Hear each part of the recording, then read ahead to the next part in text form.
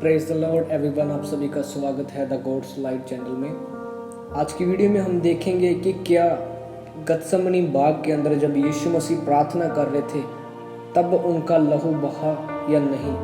बहुत सारे प्रचारक अपने प्रचार में ऐसा बयान देते हैं कि जब यीशु मसीह प्रार्थना कर रहे थे तो इतना इनके ऊपर संकट था, इतनी मुसीबत उनके कंधों पर थी कि उनका लहू बहने लग गया। आज की वीडियो स्टार्ट करने से पहले आप ये थोड़ी सी ऑडियो सुनिए। ਪਹਿਲੀ ਵਾਰੀ ਉਹਦਾ ਲਹੂ ਕਿੱਥੇ ਛਿੜਕਿਆ ਗਿਆ? ਜਦੋਂ ਉਹ ਬਾਗ ਦੇ ਵਿੱਚ ਬੈਠਾ ਪਿਤਾ ਦੇ ਅੱਗੇ ਪ੍ਰਾਰਥਨਾ ਕਰ ਰਿਹਾ ਸੀਗਾ ਤੇ ਬਾਣੀ ਦੇ ਵਿੱਚ ਲਿਖਿਆ ਉਹਦਾ ਪਸੀਨਾ ਲਹੂ ਦੀਆਂ ਬੂੰਦਾਂ ਬਣ ਕੇ ਵਹਿ ਗਿਆ। ਹਾਲੇਲੂਇਆ। ਉਹਦਾ ਲਹੂ ਪਹਿਲੀ ਵਾਰੀ ਕਿੱਥੇ ਹੋਇਆ? ਜਦੋਂ ਉਹਨੇ ਪ੍ਰਾर्थना ਕੀਤੀ। जैसा कि आपने इस ऑडियो में सुना, एक प्रचारक ये कह रहे अपने प्रचार में कि प्रभु यीशु मसीह का लहू बहाया, कि गत्समनी बाग में जब यीशु मसीह प्रार्थना कर रहे थे तो उनका लहू बहा। हम बाइबल में से देखेंगे कि बाइबल इसके बारे में क्या कहता है। हम पढ़ेंगे लूका रचित सुसमाचार 22 अध्याय 44 वचन पढ़ेंगे। आप बड़े ध्यान से सुनिएगा। वह अत्यंत संकट में व्याकुल होकर और हार्दिक वेदना से प्रार्थना करने लगा और उसका पसीना मानो लहू की बड़ी बड़ी बूंदों के समान भूमि पर गिरा। इस वचन से ये क्लियर बात हो जाती है कि लहू नहीं बहा।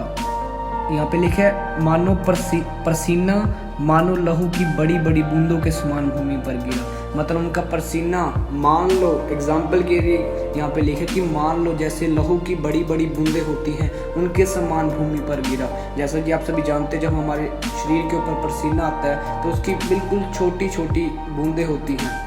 और यहाँ पे लिखे कि उनका पसीना मान लो, सपोज करो, यहाँ पे मान लेने की बात कर रहे हैं, उदाहरण के लिए बता रहे हैं कि जैसे लहू की बूंदें मोटी मोटी होती हैं वैसे उनके समान उनका पसीना है वो भूमि पर गिरा। यहाँ पे ऐसा नहीं कह सकते कि यीशु मसीह का लहू उस बाग के अंदर प्रार्थना करते समय बहा। यहाँ पे लिखा कि पसीना बहा, मान लो कि लहू की बड़ी बड़ी बूंदों के समान गिरा। उदाहरण के लिए लहू की बूंदों का इस्तेमाल किया गया है, उस समय के ऊपर लहू नहीं बहाया गया। तो इस वचन से ये बात बिल्कुल क्लियर हो जाती है।